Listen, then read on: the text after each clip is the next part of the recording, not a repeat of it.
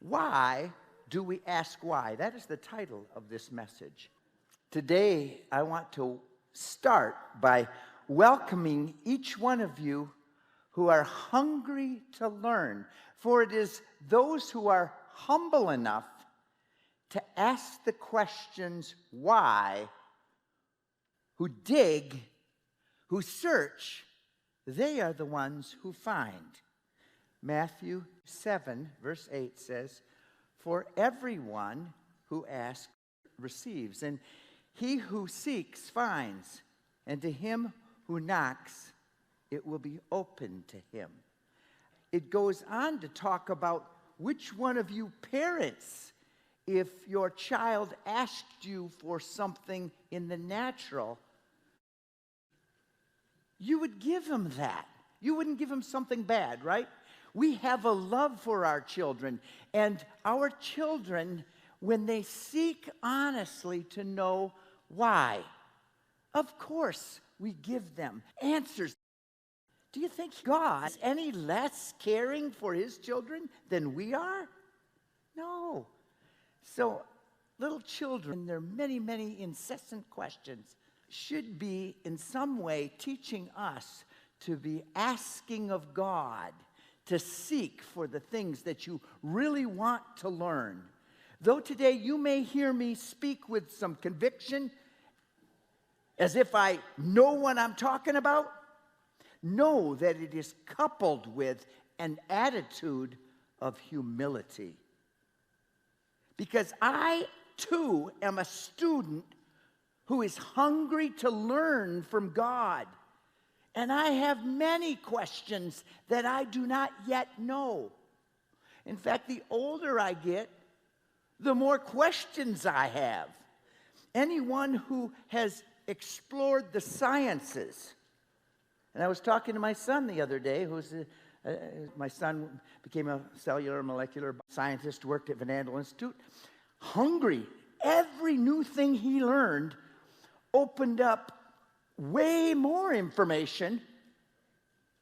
And then after a while, after 2 years, went into medicine, became a medical doctor in radiation oncology.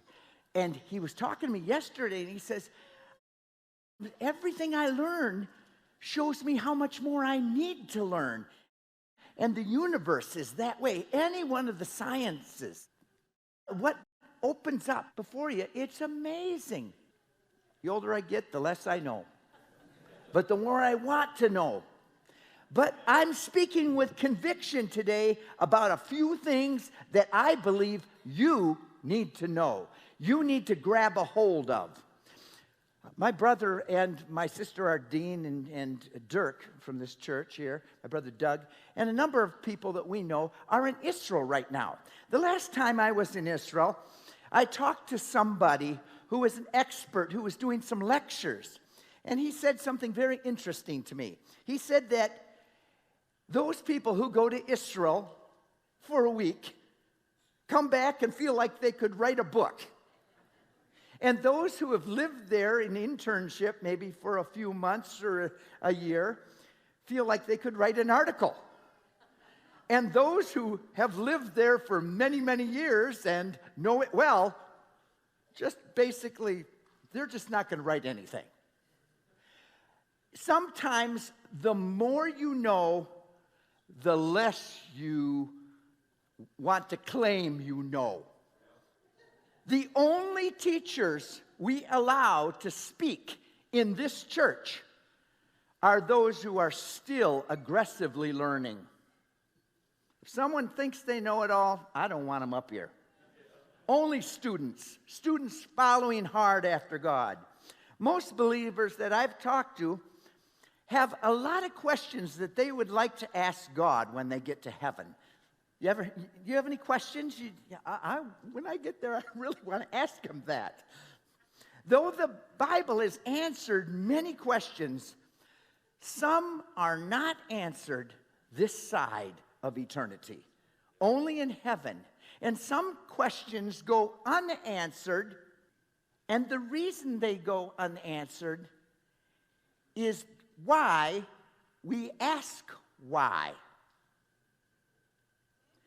God doesn't necessarily answer a question if our motivation for asking it is not pure and sound and good. Why do we ask why? That is the title of this message. And I want you to consider the questions that you have on your list and see if those questions are vaulting you forward in your search for answers in God with hope and faith, or they are roadblocks that you are hung up on not going forward. My first point is this. It is the motives of our heart that either allows or disallows us to question or ask God why. We do have the right to ask God and petition Him for answers, even incessantly, even persistently. But whether you have the right to do that has everything to do with the motives of your heart in asking the question. Is your question a sincere searching for the truth to better understand what He has said and what He has revealed to us already? Is it because you want to listen and learn? Or is it because you are arguing with what He already said? I know a lot of questions that I hear people say, and to me it sounds as if an argument with what God has clearly revealed. As a parent raising my children, I have seen both motives, and my response to them have been very different. If a child is sincerely asking and wants to understand, if I'm wise and if I catch it, and I encourage you to do that, Dad, why? If I get out of myself and go, which it was my intention to do. In fact, some of my children will tell you, don't ask Dad a question. You know, this is going to be a sermon. Never ask a preacher for a question. Just go, okay, just ask the elder. No, maybe not them either, because they'll give you the same thing, an expose. But seriously, if my children came to me with a question, it was my intention to answer that question, that they might learn. But also, I have had my children question me, and it was very much a resistance to what they already know. Why, Dad? Why, Dad? Okay, my response was different. Listen to my granddaughter. Hi, Abigail. Did you know that God made the world? Why? Oh, because He loves you. Why? Oh, I don't even know why, but I'm sure that He has things He wants you to do. Why? Down the road we'll figure that one out. But for right now, just know that God loves you. Are you okay with that? Yes. Good. Oh, precious, break my heart. Her motives were good. And she is hungry to learn. She's a little sponge. But there are some things that she asks that she is not ready to receive the answer. It reminds me of a movie that I saw, A Few Good Men, where the interrogator was challenging this guy that he was putting on trial. And he says, I want the truth, he says. And he says, you can't handle the truth. I believe that some of the things that God would say to us, we couldn't handle the truth.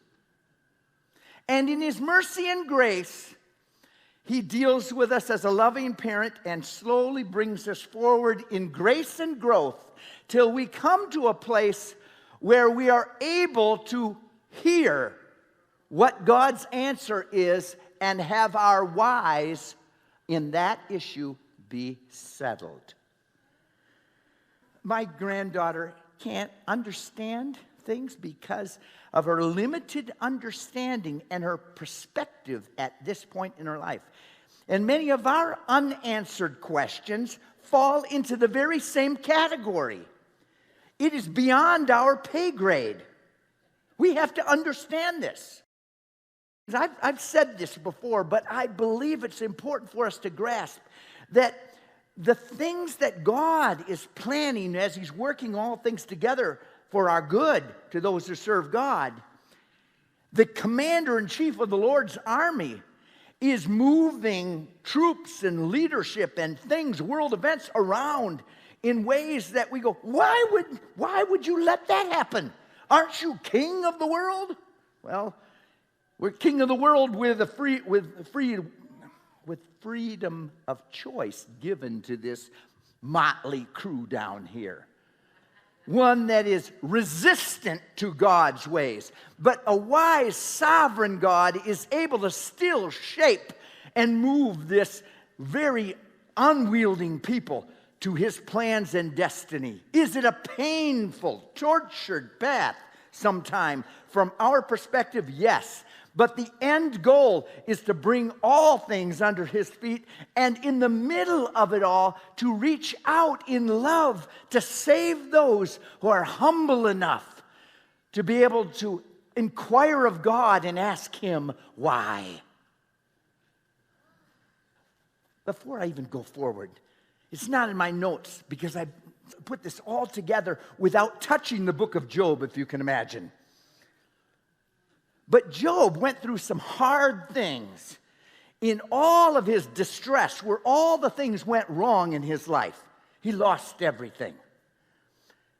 His friends came around and looked at him and tried to determine why this had happened to this man.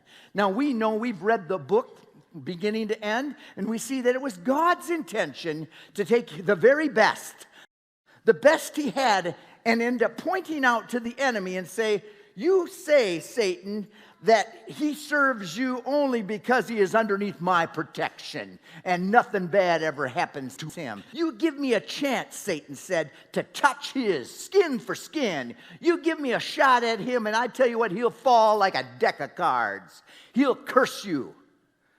But God, who understands what faith in him can do to mere humans, put him up as Exhibit A and allowed the enemy to take his best shot. Though limited, because everything that happens in our life goes through the permissive will of God. Nothing happens that God says, why did God let this happen? Well, you may not understand, and Job certainly did not understand. But as he went through all of these trials and tribulations, he did not lose faith and hope. And though everyone around ended up pointing, giving a million reasons, and a lot of those things sound like good reasons that we sometimes dump on each other. Oh, that's the reason you're going through hardship. We start looking through our magnifying glass, right through the log in our own eye. Well, if you just fix that, you'd be fine like me. God help me, back away.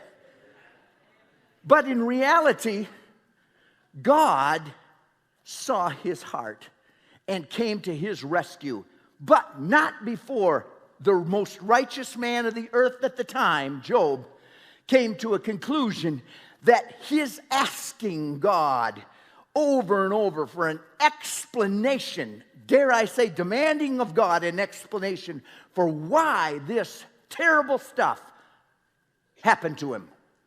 And God finally said, Job, you tell me. I got questions for you. Did you hang the stars in space? Did you make the constellations? Did you end up giving strength to the largest animals on earth? Where were you when I formed the earth? And he went through a question. Job says, stop. No, I'm sorry.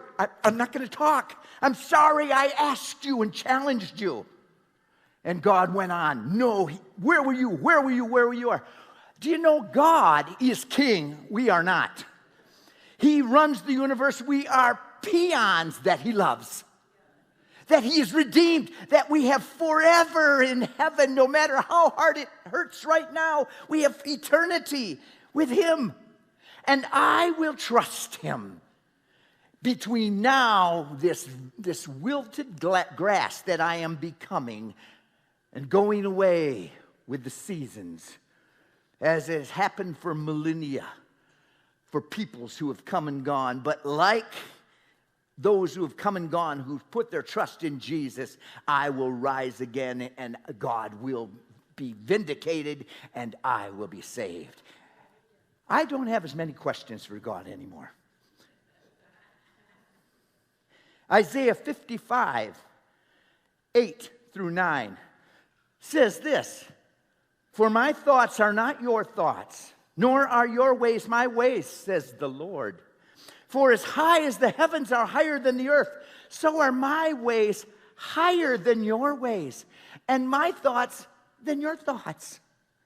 Deuteronomy 29, verse 29 says that some things will never be communicated to us to our satisfaction. When it says, the secret things belong to the Lord our God. But those things which are revealed belong to us and to our children forever. Why? So that we may do all the words of his law. It is so that we might know him, so that we might get in sync with him, to be joint heirs, part of God's army. I don't care if I'm a private. I don't care if I'm a peon in his army. I just want to end up, when he says jump, I want to say, okay, what do you want me to do? And I do not need an explanation of all the troop movements or all the things, because he's told me the battle plan is we win, the enemy loses, you come home, and it's a great relief forever. Anyway, it's good to ask God to explain things that he has revealed to us, so that we can do them. But in your asking, there is another reason that God at times allows us in his mercy to ask him why. And that's when we go through painful experiences that try the soul, the death of a loved one, illnesses, the deep suffering. This world touches all of us. I don't know about you. Have you been touched with pain? Have you honestly, in your emotions, been, oh God, I know what you say. I know what you promised. And I know that you said that I would have despaired if I had not believed that I would see the goodness of the Lord in the land of the living. I would have despaired.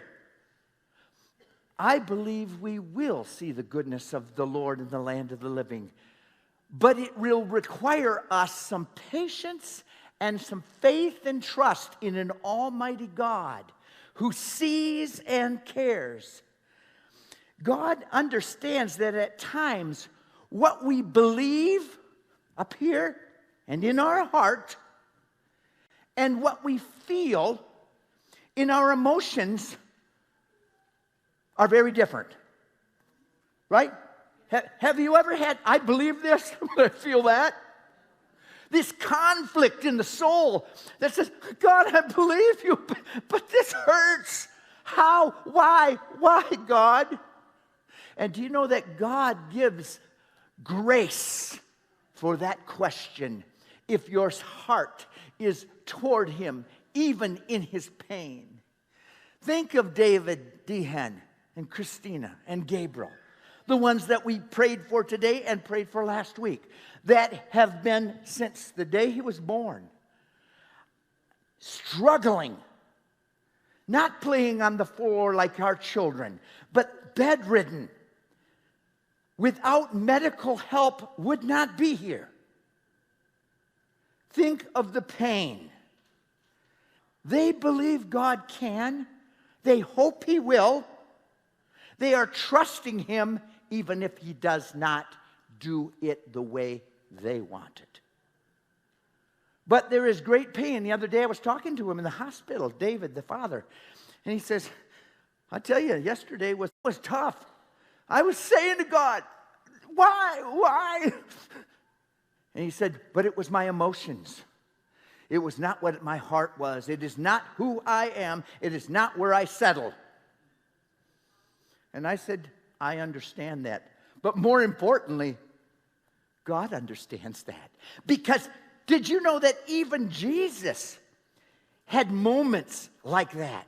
Jesus experienced the conflict in his soul and his mind, though he knew that it was his and his Father's plan always to come and die, to suffer the rejection of his heavenly Father so that we might be accepted. He knew that. Yet, in the pain and suffering of the moment, his soul cried out, why, God, why? Did you know that he did that? Was he doubting it? No, but he expressed the emotion that the Psalms are filled with. He was actually quoting from the Old Testament, the Psalm of David. And the tension, David was a man after God's own heart. He had a good heart, right desire, right questions. Failed and fallible person, yes. How many can relate to David at times? Yeah, I can. But at times he cried out. He cried out and said, why? Explain to me, God, this hurts. And so in Psalm 22, 1 through 8, with my voice I cried out to the Lord. With my voice I pleaded for mercy to the Lord. I poured out my complaint before him. I tell my troubles before him. Wow.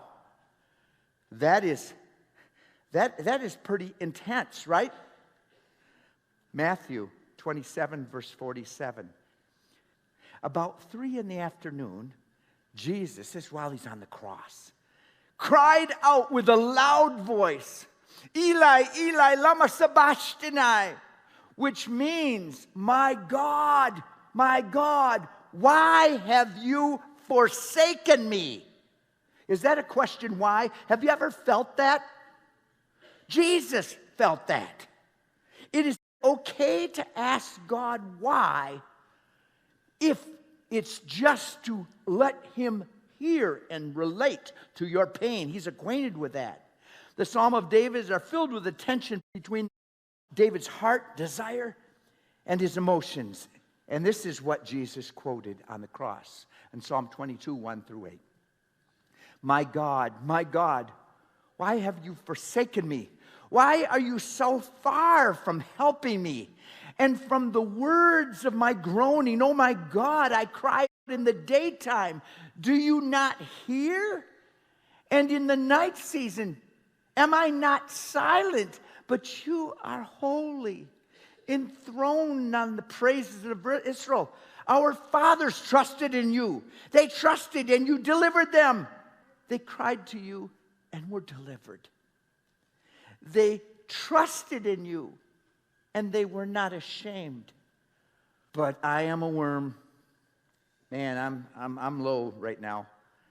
And no man, this is below human, I feel like. Jesus, this is a prophetic psalm of the anguish of Jesus on the cross. A reproach to men and despised by the people. All those who see me ridicule me. Can you see him on the cross and them ridiculing him? They shoot out their lip and they shake their head saying, he trusted in the Lord. Let him deliver him. Let him deliver him since he delights in him. Yeah. Wow. This is brutal. This is asking why. This is the response of the heart and truth, that what Jesus knew and what the psalmist David knew. I will declare your name to my brethren in the midst of the assembly, like right now. I will praise you. You who fear the Lord, praise him. Let's say praise God for a moment. He's worthy to be praised. Praise God. In the assembly. You who fear the Lord, praise him. All you descendants of Jacob, glorify him and fear him, all you offspring of Israel. and we are the grafted in offspring of Israel. The why died when the truth was recognized. It's okay to ask God why, as long as you're willing in the end to obey. Matthew 26, verse 39, Jesus went into the Garden of Gethsemane, and his time, death was near. And he fell down and prayed, Father, if it's possible, let this cup pass from me. Yet not my will, but your will be done. It is okay to question as long as in the end you say to God, not my will, but thine be done. And because of what Jesus did, we today see clearly the big picture, the other side of the pain, and reap the eternal benefits of Christ's obedience.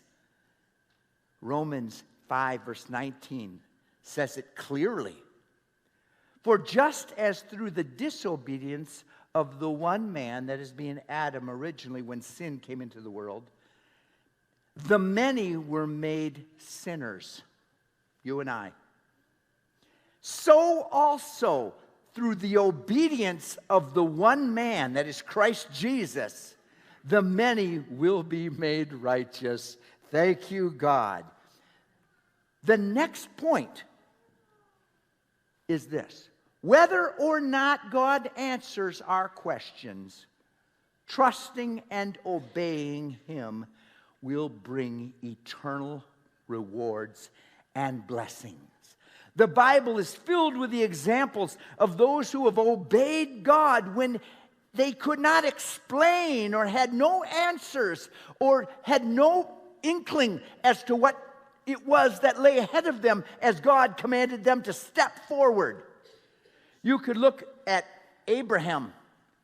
God called him to leave the place where all his family was, and he was well established, and he says, go to a place, a land, which I will show you. He didn't tell him ahead of time.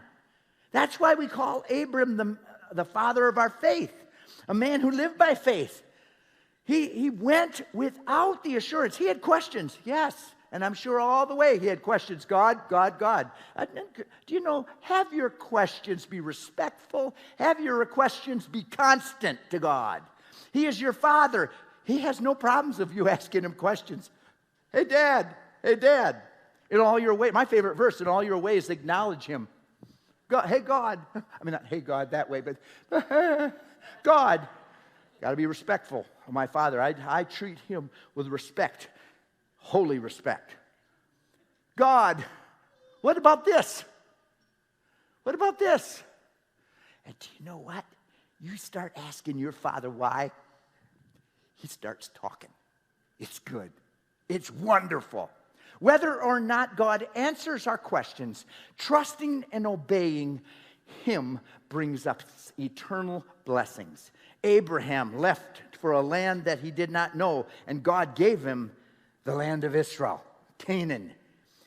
Moses himself, God said, deliver my people. He didn't tell him how he's going to do it. He just says, go this way. And they came up to the Red Sea, and okay, there we are. We've got the mountains on one side, the Red Sea, and the Pharaoh's army's coming up from the rear, and goes, okay, now what, God? Do you think he said why, or what do we do here? I'll tell you, all the children of Israel said why for the wrong reasons. Why'd you bring us out here, just to kill us in the wilderness? Right? God didn't answer them.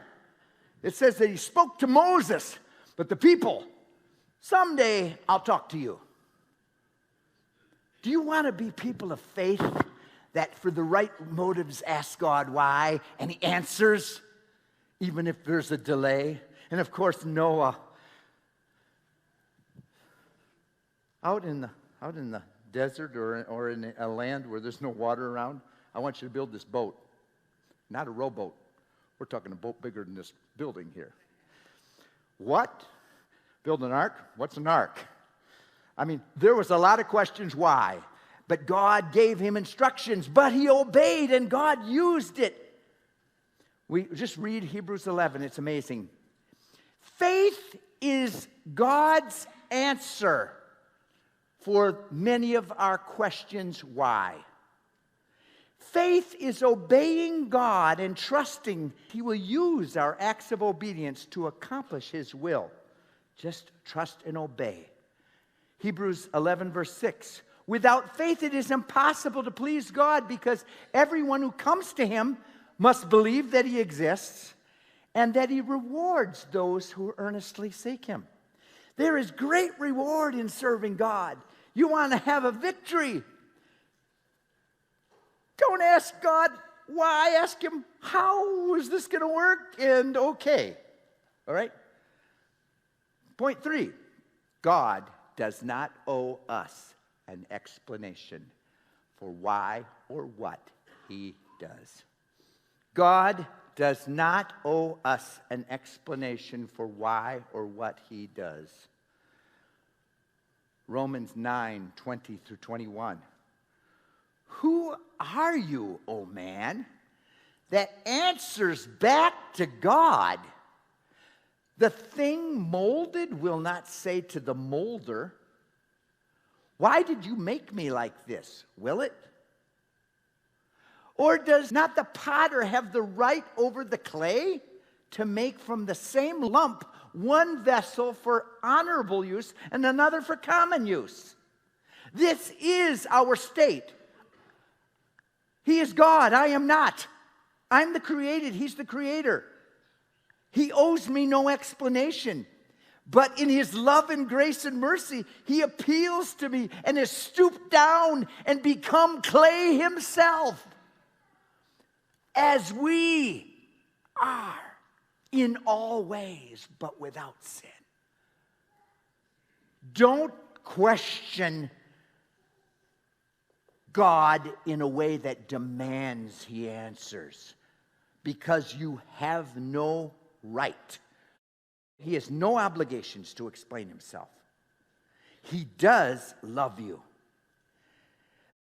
This point is a stumbling block for many, and it reveals humanity's big issue with pride. I've seen it right from the very beginning in the story of Cain and Abel.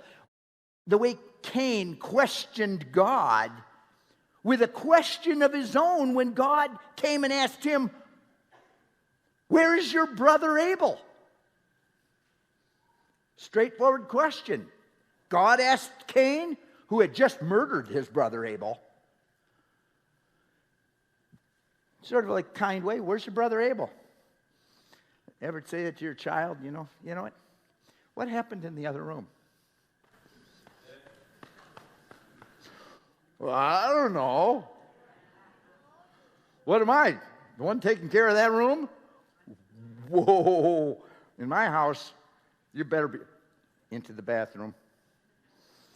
I'm about ready to show you what your buns are for. And you're going to wish you didn't have them. No, seriously. God said, where's your brother Abel? And Cain answers with an attitude question that God was not going to be okay with. He says, what am I? I don't know. What am I? My brother's keeper? Whoa. Pretty bogue, as we used to say when I was a teenager. That was bogue. Sadly, our children are also sons of Adam with a tendency for pride and stubbornness. And they learn quickly the tactic at an early age. They want to know why their siblings can do this or that, or why this about my brother, and why this and this, when you're trying to address them on one of their indiscretions. All right? They've got a ton of questions as you come to them with a question. But sadly, the tactic is often the pattern that is seen as they grow up into adulthood. Always escaping and avoiding God's requirement and asking, what about this? What are you doing? I've seen it throughout history. I've seen people do the same thing when confronted with God. They ask God to answer their questions in an attempt to avoid answering His. This is a human trait. I've seen when I present the gospel to someone, I'm maybe on the street and see, or in a marketplace walking around, and I come across someone who I'm engaging in a conversation with, and it comes to the point where I feel impressed to ask them about their relationship with God and whether they believe in God or whether they recognize that they have someone they're accountable to. And when I bring up God and challenge them on what God has to say in their lives, lovingly, of course, with great love and compassion, but just bringing up that, I see so often they bring up their question. They've got a whole list of, as much as some people have a list of questions to ask as they go out evangelizing. They have like in their pocket pulled out a whole list of questions. You answer this. Why would a loving God allow pain and suffering in the world if he could stop it? You answer that and I'll believe in your God. Okay, what's the next one? All right, and they go right down a whole litany of questions they demand that God answer before they will even respond to his overture of love and his reaching out for salvation to them. How foolish we are. But sadly, it is also Christians within the church, within our community, who do something very similar. This is not okay when we demand that God answer our questions before we follow him in obedience. God tells you, do you know what? I want you to address this. I want you to do this, son or daughter. Some of us go, yeah, I know, God, you're saying this, and I have to do that. I really should do that. But I've got a question for you. We're going to change the subject a sec. And you ask him a question. When we do that and demand him to answer before we respond in obedience, we become frozen in either doubt or unbelief or rebellion and pride. You stop your forward progress in God. He may be leading you into all of his riches and glory to bring you into life and learning and understanding and blessing, but you're stopping with the questions you got. You answer that, God, and I'll go forward. It's not okay. But before you hang your head too far down, did you know that the Apostle Peter stumbled into this same spiritual dead end? At the Last Supper, Jesus said that one of you at the table will betray me. And when he asked that question, Peter himself, who you know would later betray him, said this in John 21 and 22. And when Peter saw him, that was John, that was leaning on the breast of Jesus, he was his close friend there, he asked, Lord, what about him? In other words, to the question, will he betray you too? And Jesus answered, if I want him to remain until I return, in other words, live forever, what is that to you? You follow me. He reiterated the same call he gave him in the first place. We are being called by God to follow him in obedience and trust. And if we are stopped in that progression forward, when we continually bring our litany of questions we want God to answer before we will obey. And it is not okay. It is an intentional avoidance and stumbling block that you can remove with repentance and a heart change. Oh God, create in me a clean heart. We all need to have some soil conditioning in our heart. We need to have the rocks of our heart pounded, broken up. We need to fall on the rock, Jesus, and have our hard hearts be broken so that life can happen and he can bring us forward in life. With these points in mind, let's look at the various motives for the questions raised in John 9, one of my favorite passages. As he passed by, Jesus, he saw a man blind from birth. And his disciples asked him, Rabbi or teacher, who sinned, this man or his parents, that he would be born blind? It's got to be someone's fault. And Jesus answered, it was neither that this man sinned, nor his parents, but it was so that the works of God might be displayed in him. We must work the works of him who sent me as long as it is day. Night is coming when no one can work. While I am in the world, I am the light of the world. And when he had said this, he spat on the ground, or spit on the ground, kids, and he made clay from the spittle and applied the clay to the eyes of this blind man and said to him, "Go wash in the pool of Siloam," which translated means sent. I've been at that pool of Siloam a couple times. It's a pretty amazing place, but you had to go quite down along outside of Jerusalem, down a long staircase. It was a trek. He was dealing with it in Jerusalem and sent this blind man with mud in his eyes by faith to walk down a bunch of steps here. Now, hopefully some people around him were curious enough to help him. But the miracle did not happen immediately. There was an element of faith involved.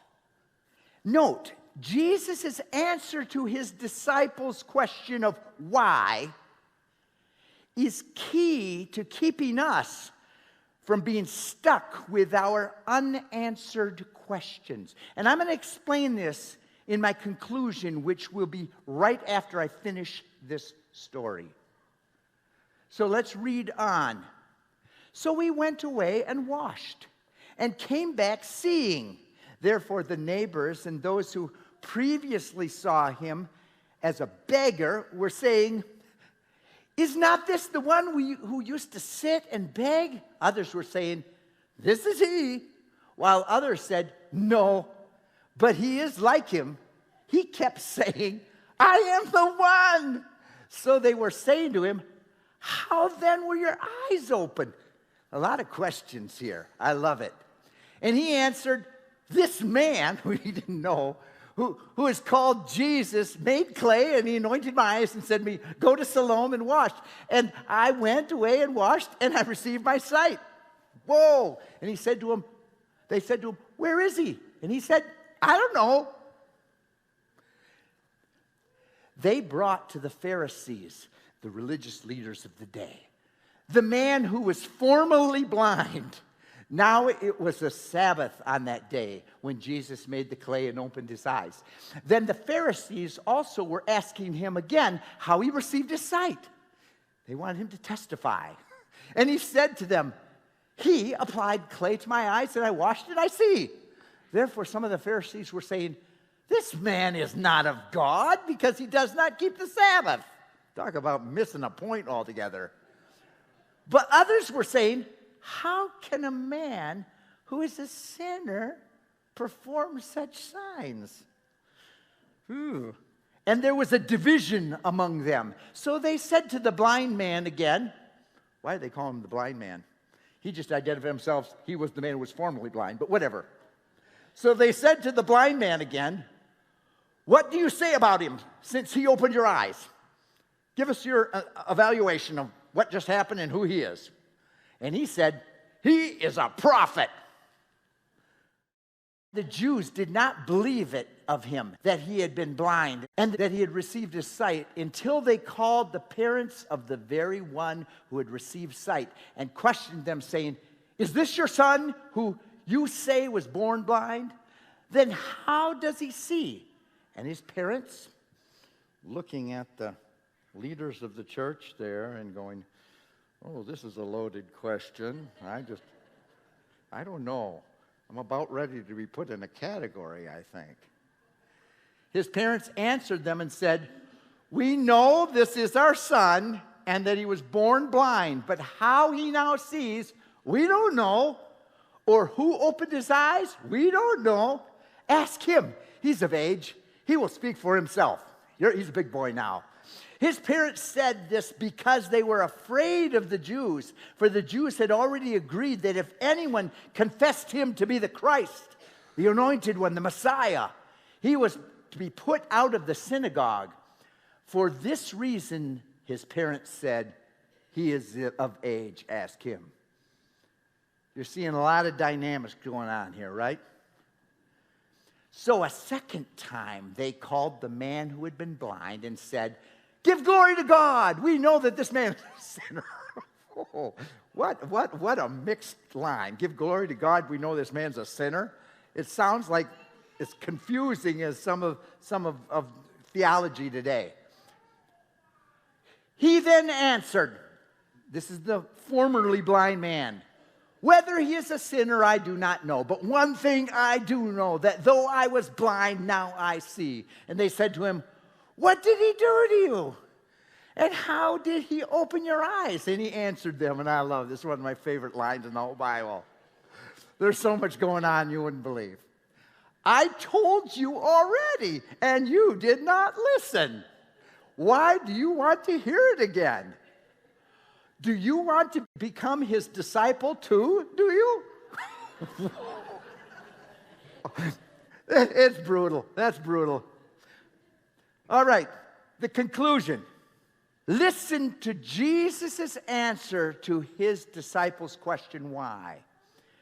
It is the key to keeping us from being stuck in our why questions. The first verse of this, we're going to revisit John 9:1. As he passed by, he saw a blind man, blind from birth. And his disciples asked him, Rabbi, who sinned, this man or his parents, that he would be born blind? And Jesus answered, listen to this. It was neither that this man sinned nor his parents, but it was so that the works of God might be displayed in him. Now you tell me how a child that is born blind and went through his whole life and is an adult and had to beg for a living, that could be God's will or a plan.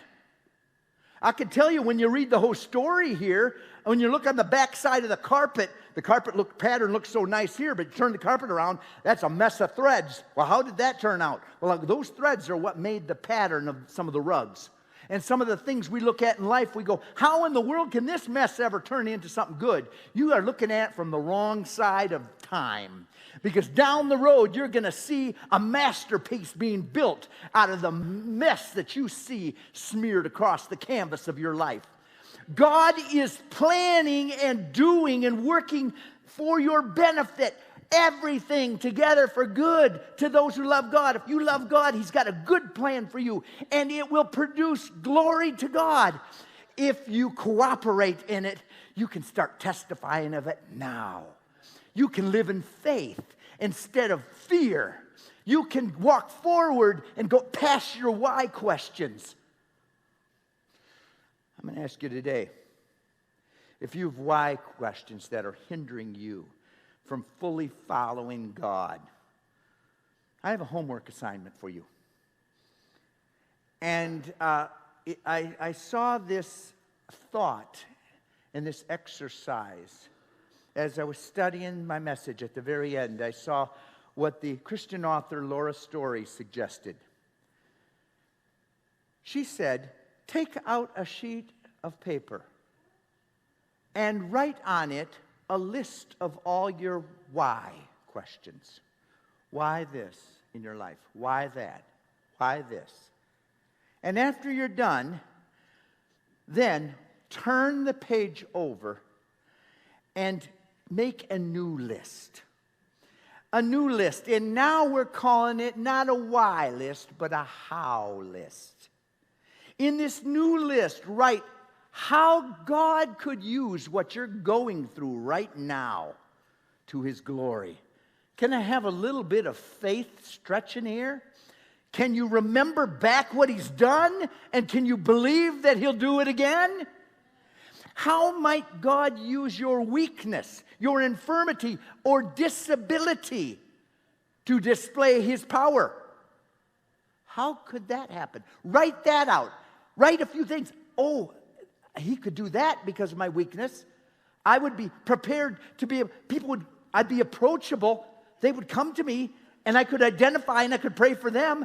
I can write a big list of all the struggles that God could use to bring glory to him. How might God use your hard circumstances to show you something about himself and his faithfulness? And how about, conversely, to show you something about yourself? Whoa, God, this situation, I did not know that I was so close to saying, forget it, forget you, God. If your faith is is based on the fact that it's only good times, sunshine, and roses. If your faith is that, then maybe you need a little trouble in your life to be able to end up having you dig deeper and have your roots go a little deeper. So that, because the Bible says, in this world you will have tribulation, but be of good cheer. Be happy. I have overcome the world. And if that list of your struggles points for your need to get deeper into God and get rid of some of your questions why, ask how God can bring glory out of your circumstances. How might God use your pain for a purpose? How He might use your mess to be a message for someone else. And how to use your current chaos to make you into someone who walks in faith, not by sight. And how might God use your situation to show you that true peace is found only in Jesus Christ and trusting our Heavenly Father to complete the work that He began in us? And how might God use an untimely death to stir the hearts of others, to show them the importance of finding security in something beyond this temporal life? Don't ask why. Ask how God can bring glory out of your circumstances. I hope you've enjoyed this. To hear other messages by Calvin Bergsma, go to facebook.com/GCF Church or youtube.com/GCF Messages. You may also follow Georgetown Christian Fellowship with our app. Go to either iOS or the Play Store for Android and search for Word Server. That's one word, Word Server, and install the free application. There you will get all of our messages, including streaming capability.